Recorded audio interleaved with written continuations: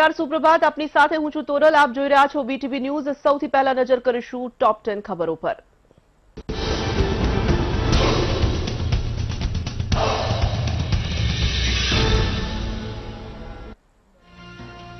આવતીકાલથી ગુજરાતમાં વધી શકે છે વરસાદનું જોર. 16 થી 18 સપ્ટેમ્બર સુધી ગુજરાતમાં વરસાદી માહોલ રહેશે. સૌરાષ્ટ્ર દક્ષિણ ગુજરાતમાં થઈ શકે છે વરસાદ.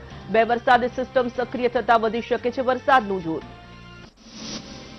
વિધાનસભા સત્રને લઈને મુખ્યમંત્રી નિવાસ સ્થાને આજે મહત્વની બેઠકમાં તમામ કેબિનેટ મંત્રીઓ રહેશે હાજર. બેઠકમાં 7 જેટલા સુધારા વિધેયક મુદ્દે થશે ચર્ચા. રાજ્યમાં સ્કૂલ કોલેજ શરૂ કરવા બાબતે પણ ચર્ચા. પ્રધાનમંત્રી મોદી બિહારને વધુ પરિયોજનાઓની આપશે ભેટ. આજે વર્ચ્યુઅલ માધ્યમથી 7 પરિયોજનાઓનું કરશે ઉદ્ઘાટન. રિવરફ્રન્ટ, સુએજ ટ્રીટમેન્ટ અને જળ આપૂર્તિ સાથે જોડાયેલી છે યોજનાઓ, જે બિહારના વિકાસ માટે અગત્યની યોજનાઓ માનવામાં આવે છે. સંસદમાં આજે રાજનાથસિંહ ચીનની હાલની સ્થિતિને લઈને આપશે નિવેદન. લદ્દાખમાં સીમા પરિસ્થિતિને લઈને રાજનાથસિંહ જાણકારી આપશે. દિલ્હીમાં ફેબ્રુઆરી મહિનામાં થયેલી હિંસાના મામલે 17 સપ્ટેમ્બર સુધીમાં ચાર્જશીટ થશે દાખલ. હિંસા આયોજનબદ્ધ કાવતરાનો ભાગ હોવાનો ખુલાસો. મુખ્ય ચૂંટણી પંચે ઉમેદવારી ફોર્મમાં કર્યા ફેરફાર. ઉમેદવારોએ 3 વખત પોતાના ગુનાની વિગતો આપવી પડશે. મતદારો સમક્ષ મૂકવો પડશે ગુનાનો ઇતિહાસ. ઉમેદવાર જાહેર થયા બાદ 3 વખત અખબારોમાં માહિતી આપવી પડશે.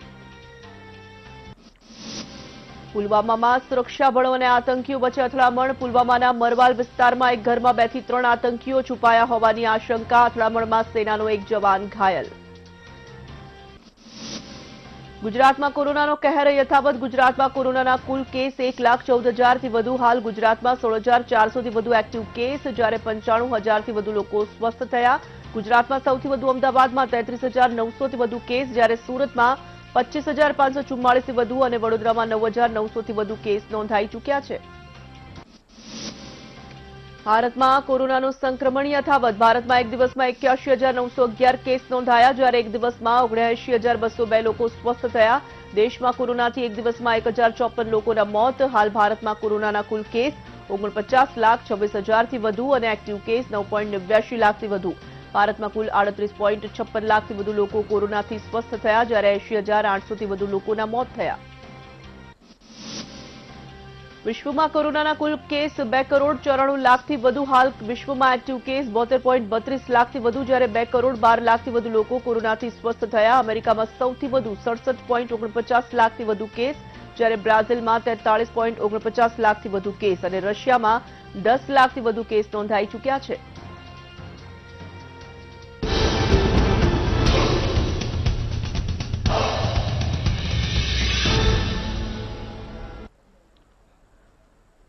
સમાચાર વિસ્તારથી જોઈશું. પુલવામામાં સુરક્ષા બળો અને આતંકીઓ વચ્ચે અથડામણ સર્જાઈ છે. 2 થી 3 આતંકીઓ છુપાયા હોવાની આશંકા વ્યક્ત કરવામાં આવી રહી છે.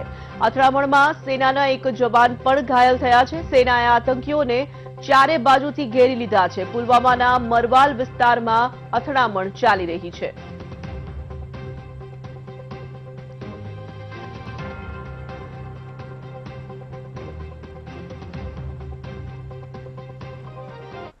આવતીકાલથી ગુજરાતમાં વધી શકે છે વરસાદનું જોર. 16 થી 18 સપ્ટેમ્બર સુધી ગુજરાતમાં વરસાદી માહોલ યથાવત રહેશે.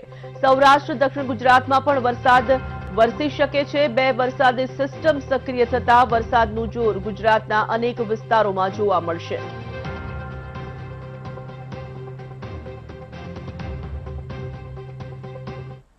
રાજ્યમાં 126% વરસાદ નોંધાયો છે. ચોમાસું વિદાય લેવાના આરંભે છે, પરંતુ અત્યારે પણ વરસાદની આગાહી હવામાન વિભાગ તરફથી આપવામાં પણ આવી રહી છે. સ્કાયમેપ દ્વારા પણ એક વખત સમજવાનો પ્રયાસ કરીશું કે કયા કયા વિસ્તારમાં કેટલો વરસાદ આવી શકે છે. જે રીતે અત્યારે વરસાદી સિસ્ટમ જે સક્રિય થઈ છે, જેને લઈને રાજ્યમાં ફરી એક વખત વરસાદી માહોલ જોવા મળી શકે છે. આ વરસાદી સિસ્ટમની સીધી અસર સૌરાષ્ટ્ર અને કેટલાક મધ્ય ગુજરાત, ઉત્તર ગુજરાત અને દક્ષિણ ગુજરાતના કેટલાક ભાગોમાં વિસ્તારોમાં જોવા મળી શકે છે. આજની વાત કરવામાં આવે તો દક્ષિણ ગુજરાતમાં કેટલાક છૂટાછવાયો વરસાદ રહી શકે છે, તો સૌરાષ્ટ્રમાં સામાન્યથી હળવા વરસાદની આગાહી પણ જોવા મળી રહી છે. મહત્વનું છે કે અત્યારે સરેરાશ જે રાજ્યમાં મેઘમહેર જોવા મળી રહી છે, ત્યારે મધ્ય ગુજરાતના કેટલાક ભાગોમાં પણ વરસાદી ઝાપટા જોવા મળી શકે છે. એટલે કે 5 દિવસ સુધી હળવાથી મધ્યમ વરસાદ રાજ્યમાં જોવા મળી શકે છે. સરેરાશ 126% વરસાદ અત્યારે નોંધાયેલો છે. બંગાળની ખાડીમાં વરસાદી સિસ્ટમ જે સક્રિય થઈ રહી છે, જેની સીધી અસર રાજ્યમાં જોવા મળી રહી છે અને વરસાદી ઝાપટા તો કેટલાક વિસ્તારમાં હળવાથી મધ્યમ વરસાદ પણ 2 દિવસ જોવા મળી શકે છે. કેમેરામેન રાજેશ ગઢવી સાથે દિવ્યા ચૌહાણ, વીટીવી ન્યૂઝ, અમદાવાદ. આવ્યા છે. ડેમના 6 દરવાજા 3 ફૂટ સુધી ખોલવામાં આવ્યા. ઉપરવાસમાં વરસાદથી ડેમમાં પાણીની આવક થઈ છે. 9559 ક્યુસેક આવક નોંધાઈ. સામે એટલી જ જાવક પણ નોંધાઈ. નીચાણવાળા વિસ્તારોના 22 ગામોને એલર્ટ કરવામાં આવ્યા છે.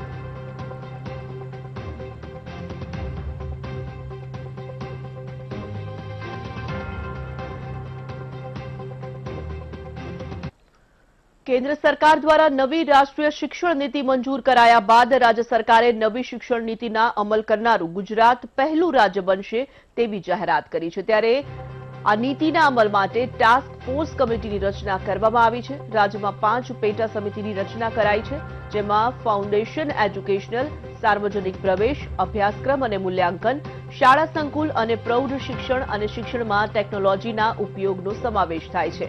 આ સમિતિના ચેરમેન તરીકે શિક્ષણ મંત્રી સાથે 14 કમિટી મેમ્બર નીમવામાં આવ્યા છે. અમને તારીખ 21મી સપ્ટેમ્બરથી મરજિયાત શાળા મા બાપની લેખિત મંજૂરીથી બાળકો શાળાએ માર્ગદર્શન માટે આવે એ અંગેની જે માર્ગદર્શિકા અને એસઓપી મળી છે, માનનીય મુખ્યમંત્રીશ્રી, માનનીય નાયબ મુખ્યમંત્રીશ્રી સાથે ચર્ચા કરીને આ માર્ગદર્શિકા એસઓપીની ચર્ચા કર્યા બાદ ગુજરાતમાં કેન્દ્રની માર્ગદર્શિકાના અનુસંધાનમાં નિર્ણય લેવામાં આવશે. આરોગ્ય વિભાગનો મત અને અભિપ્રાય પણ લેવામાં આવશે. સંપૂર્ણપણે પરિપક્વ મેચ્યોર ડિસિઝન શિક્ષણના અને બાળકોના હિતમાં લેવામાં આવશે. આ શિક્ષણ નીતિના અમલીકરણ માટે માનનીય મુખ્યમંત્રી સાથે, માનનીય નાયબ મુખ્યમંત્રી સાથે ચર્ચા વિચારણા કરીને સ્કૂલિંગ અને હાયર એજ્યુકેશન બંનેમાં ટાસ્ક ફોર્સની રચના કરવામાં આવી છે.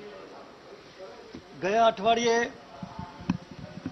હાયર એજ્યુકેશનની ટાસ્ક ફોર્સની મિટિંગનું આયોજન કર્યું હતું અને એમાં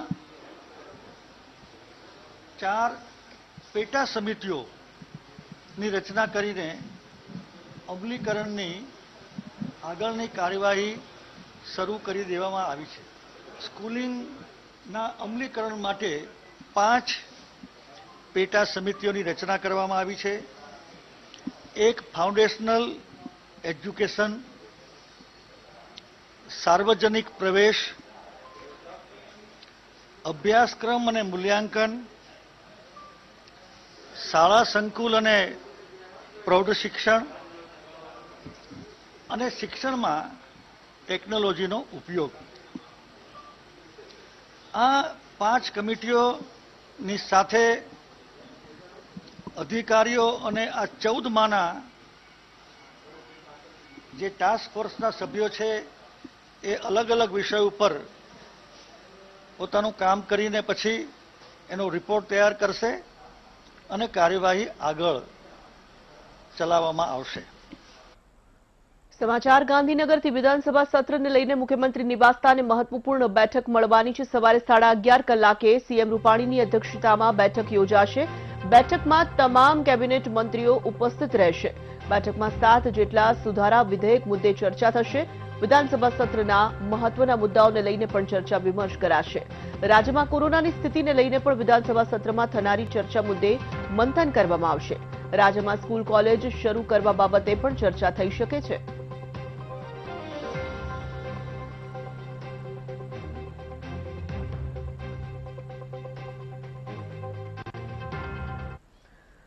ભારતમાં કોરોનાનું સંક્રમણ યથાવત છે. એક દિવસમાં 81,911 કેસ નોંધાયા છે. એક દિવસમાં 79,202 લોકો સ્વસ્થ થયા છે. દેશમાં કોરોનાથી એક દિવસમાં 1,054 લોકોના મોત થયા. દેશમાં કોરોનાના એક્ટિવ કેસની વાત કરીએ તો આંકડો 9,89,170 પર પહોંચ્યો છે. ભારતમાં કોરોનાના કુલ કેસ 49,26,914 છે.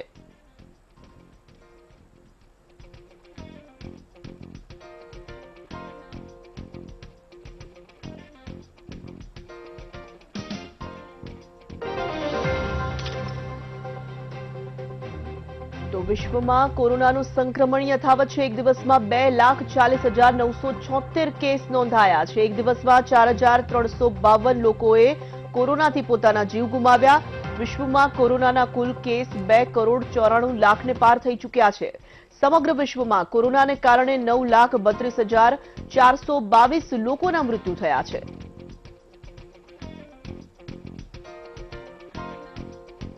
તો વિશ્વમાં કોરોનાના આંકડામાં સતત વધારો. ભારતમાં પણ પરિસ્થિતિ ખૂબ જ હાલ વિકટ બની ગઈ છે. બ્રાઝિલમાં પણ જે રીતે આંકડા સામે આવી રહ્યા છે તે આંકડા ચિંતાજનક જોવા મળી રહ્યા છે. રશિયા, અમેરિકા, ભારત તમામ જગ્યાએથી જે રીતે આંકડા પ્રાપ્ત થઈ રહ્યા છે આપ ટીવી સ્ક્રીન પર જોઈ શકો છો. વિશ્વમાં કોરોનાને લઈને જે અપડેટ પ્રાપ્ત થઈ રહ્યું છે, સમગ્ર વિશ્વમાં 2,94,00,000 પાર થઈ ચૂક્યા છે કોરોનાના કુલ કેસ.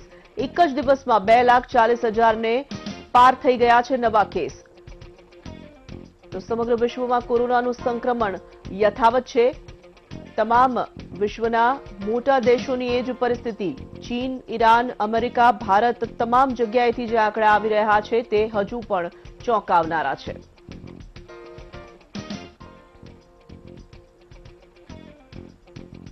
ઓક્સફર્ડની વેક્સિનનું ટ્રાયલ ફરી શરૂ કરવામાં આવશે. અગાઉ આ ટ્રાયલ પર રોક લગાવવામાં આવી હતી. ઓક્સફર્ડ જેનરની વેક્સિનનું ટ્રાયલ ફરી શરૂ થશે. ઓક્સફર્ડ જેનરની રસી પરીક્ષણના ત્રીજા સ્ટેજ પર છે, ત્યારે આ રસી સૌથી પહેલા બજારમાં આવવાની સંભાવના છે. હવે પરીક્ષણને ફરી મંજૂરી આપવામાં આવતા બ્રિટનના તમામ પરીક્ષણ કેન્દ્રો પર ટ્રાયલ શરૂ કરવામાં આવશે.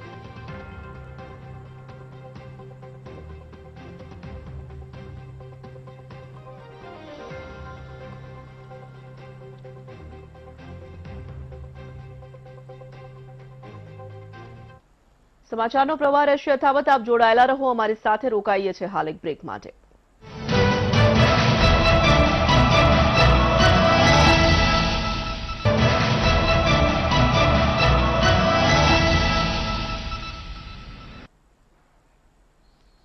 Welcome back. ભારતમાં વીવીઆઈપીની જાસૂસી બાદ ચીનનું વધુ એક ષડયંત્ર સામે આવ્યું છે. પેમેન્ટ એપની પણ જાસૂસી કરી રહ્યું છે ચીન.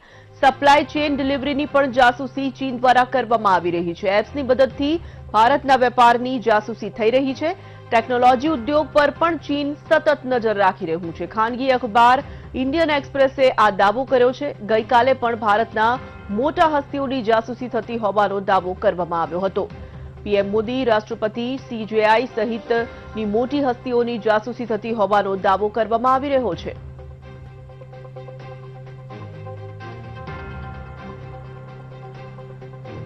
તો જે રીતે આ સમાચાર સામે આવી રહ્યા છે, સંવાદદાતા જયેશ ચૌહાણ પાસેથી વિગતો પ્રાપ્ત કરીશું. જયેશ, ચીનનું વધુ એક ષડયંત્ર સામે આવી રહ્યું છે. પેમેન્ટ એપની પણ જાસૂસી કરાવી રહ્યું છે ચીન.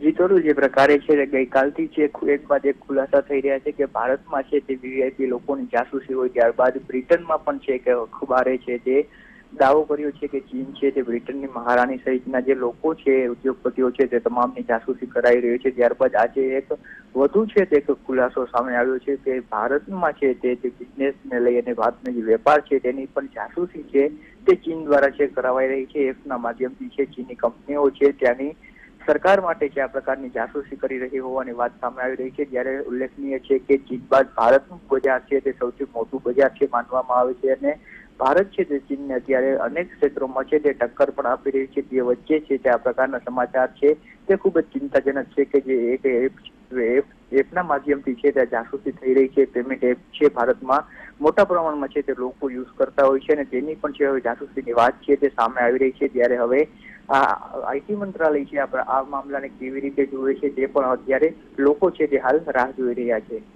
ધન્યવાદ જાણકારી માટે જયેશ.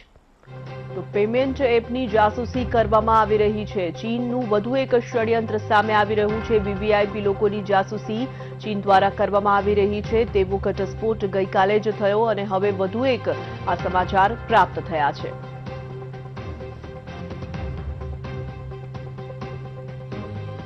રાજકોટમાં આવતા તમામ મુસાફરોના રેન્ડમ કોરોના ટેસ્ટ કરવામાં આવશે. એસટી, રેલવે અને એરપોર્ટ ખાતે આ ટેસ્ટ કરાશે. શંકાસ્પદ દર્દીઓના આરટીપીસીઆર ટેસ્ટ કરવામાં આવશે. રાજકોટમાં કોરોનાના સંક્રમણને ધ્યાને રાખીને આ નિર્ણય કરવામાં આવ્યો છે. છેલ્લા સપ્તાહમાં નોંધાયેલા કેસની જો વાત કરીએ તો 7 સપ્ટેમ્બરે 148 કેસ રાજકોટમાં નોંધાયા હતા, જે 8 સપ્ટેમ્બરે 134 નવા કેસ નોંધાયા. 9 સપ્ટેમ્બરે આંકડો આવ્યો 154નો. આ તરફ 10 સપ્ટેમ્બરે 150, 11 સપ્ટેમ્બરે પણ 150 કેસ નોંધાયા, 12 સપ્ટેમ્બરે 146, 13 સપ્ટેમ્બરે 151 કેસ નોંધાયા, જ્યારે 14 સપ્ટેમ્બરે પણ 151 નવા કેસ નોંધાયા છે.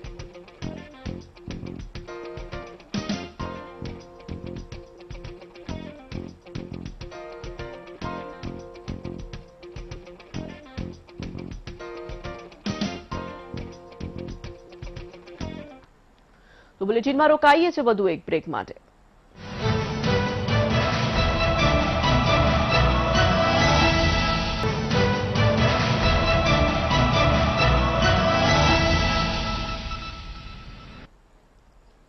બ્રેક બાદ પ્રાપ્ત થઈ રહ્યા છે એક મહત્વપૂર્ણ સમાચાર નજર કરીશું તેની ઉપર. રાજ્યસભા સાંસદ અભય ભારદ્વાજને વેન્ટિલેટર પર રાખવામાં આવ્યા છે. ફેફસામાં તકલીફ થતા તેઓને વેન્ટિલેટર પર હાલ રખાયા છે. અભય ભારદ્વાજનો કોરોના રિપોર્ટ થોડા દિવસ પહેલા જ પોઝિટિવ આવ્યો હતો. કેટલાક સમયથી સિવિલ હોસ્પિટલમાં તેઓની સારવાર ચાલી રહી છે. ત્યારે આ મહત્વના સમાચાર મળી રહ્યા છે કે અભય ભારદ્વાજને હાલ વેન્ટિલેટર પર રાખવામાં આવ્યા છે. ફેફસામાં કોરોનાનું સંક્રમણ વધતા આ નિર્ણય કરવામાં આવ્યો છે. આપને જણાવી દઈએ કે થોડા સમય પહેલા અભય ભારદ્વાજનો કોરોના રિપોર્ટ પોઝિટિવ આવ્યો હતો. તેમના પરિવારજનો પણ કોરોના સંક્રમિત થયા છે. તમામની સારવાર હાલ ચાલી રહી છે. છેલ્લા કેટલાક દિવસથી તેઓ સિવિલ હોસ્પિટલમાં સારવાર હેઠળ ખસેડવામાં આવ્યા છે. એસોસિએટ એડિટર ધર્મેશ વૈદ્ય જોડાઈ ચૂક્યા છે. આજ વિષય પર વધુ વિગતો તેમની પાસેથી પ્રાપ્ત કરીશું. ધર્મેશ, થોડા દિવસ પહેલા જ સમાચાર મળ્યા કે અભય ભારદ્વાજ કોરોના સંક્રમિત થયા છે. તેમના પરિવારજનો પણ કોરોનાની ચપેટમાં આવ્યા હતા. હવે જે રીતે અપડેટ્સ પ્રાપ્ત થઈ રહી છે તેમના સ્વાસ્થ્યને લઈને તેઓને વેન્ટિલેટર પર ખસેડવામાં આવ્યા છે. ચોક્કસ રાજ્યસભાના સાંસદ અભય ભારદ્વાજ છેલ્લા 16 દિવસથી કોરોના પોઝિટિવ થતા સિવિલમાં જ સારવાર લઈ રહ્યા છે. પરંતુ ગઈકાલે તેમના ફેફસામાં તકલીફ થતા વેન્ટિલેટરથી કૃત્રિમ શ્વાસ આપવાના પ્રયત્નો થઈ રહ્યા છે. આમ સાંસદ અભય ભારદ્વાજ છેલ્લા 16 દિવસથી કોરોના પોઝિટિવ થતા સિવિલમાં જ હતા, પરંતુ આ તબિયતમાં જે શ્વાસ ફેફસામાં જે તકલીફ થઈ તેને કારણે તેમને વેન્ટિલેટર પર રાખવામાં આવ્યા છે. જી ધન્યવાદ ધર્મેશ તમામ વિગતો માટે. તો કોરોના રિપોર્ટ થોડા દિવસ પહેલા જ તેઓનો પોઝિટિવ આવ્યો હતો. 16 દિવસથી તેઓ સારવાર હેઠળ સિવિલ હોસ્પિટલમાં છે અને ગઈકાલથી તેમને શ્વાસ લેવામાં તકલીફ થઈ છે. ફેફસામાં સંક્રમણ વધ્યું છે કોરોનાનું, તેને કારણે તેઓને વેન્ટિલેટર પર ખસેડાયા છે.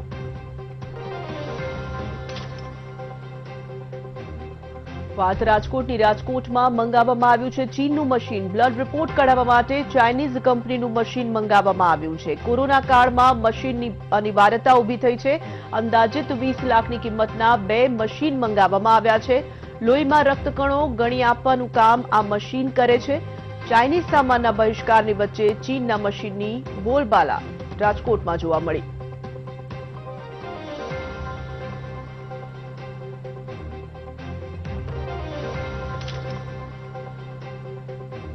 કંડલા પોર્ટ પર કોરોનાનું સંક્રમણ સતત વધી રહ્યું છે. ઇજિપ્તથી આવેલા જહાજના ક્રૂ મેમ્બર્સ કોરોનાગ્રસ્ત થયા છે. 12 ક્રૂ મેમ્બરનો કોરોના રિપોર્ટ પોઝિટિવ આવ્યો છે.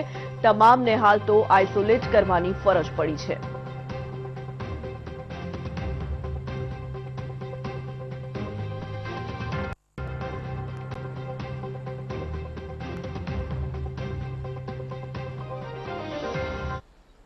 તો આ સાથે જ બુલેટિનની સમાપ્તિ, રજા લઈશું. નમસ્કાર.